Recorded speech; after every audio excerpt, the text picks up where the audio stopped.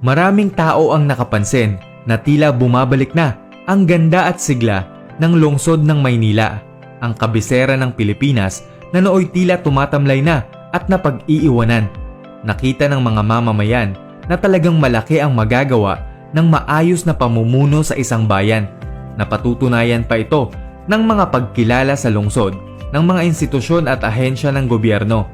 Ngayon ay samahan ninyo akong tuklasin ang awards na natanggap ng Maynila sa panahon ni Isko Moreno. 2021 Most Business Friendly Local Government Unit. Ang parangal na ito ay iginawad ng Philippine Chamber of Commerce and Industry o PCCI sa Maynila nitong November 2021. Ang PCCI ay isang non-government organization ng mga pribadong negosyo na nakikipagtulungan sa gobyerno pagdating sa mga usaping makatutulong sa ekonomiya ng bansa.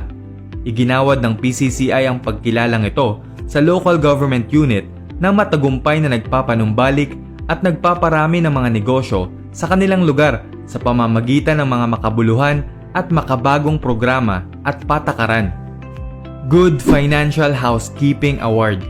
Ang parangal na ito ay ibinigay ng Department of Interior and Local Government o DILG sa Maynila noong October 2020. Ito ang kauna-unahang pagkakataon na nakatanggap ng ganitong award ang lungsod dahil sa pagiging transparent at maayos na paggamit ng pondo. Champion City.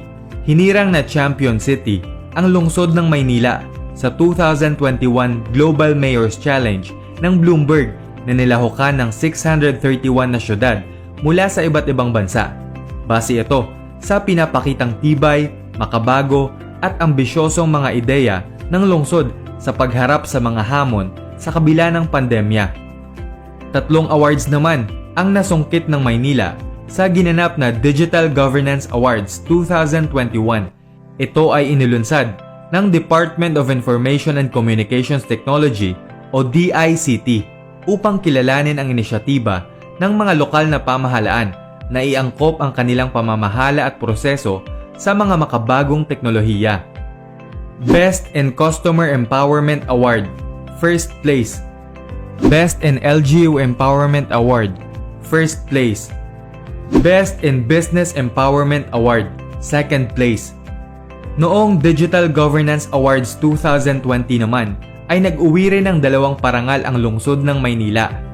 Best in Customer Empowerment Award, Second Place. At Best in Government Internal Operations Award, Second Place.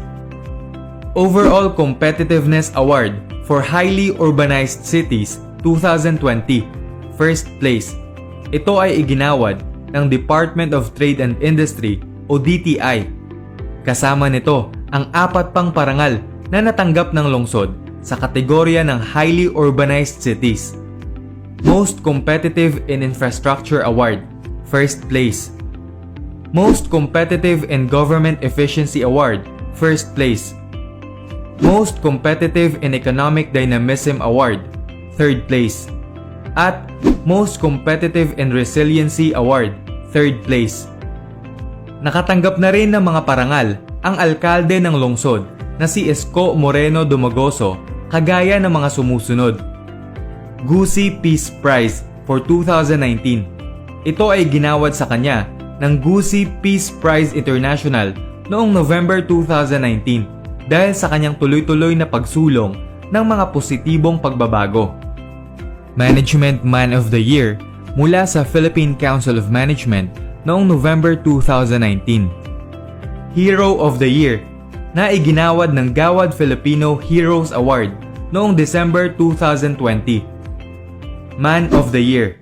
Natanggap ito ni Yorme ng 2 magkasunod na taon ng 2019 at 2020 sa Asia Leaders Award. Ito ay pagkilala sa kanyang huwaran at epektibong paglilingkod sa publiko. Award of Excellence. Ang parangal na ito noong November 2021 ay mula sa Federation of Indian Chamber of Commerce Incorporated. Talaga namang nakakatuwang makita na may mga leader na nagdadala ng pagbabago sa bansa. Sino-sino pa ang mga bagong leader na maayos na naglilingkod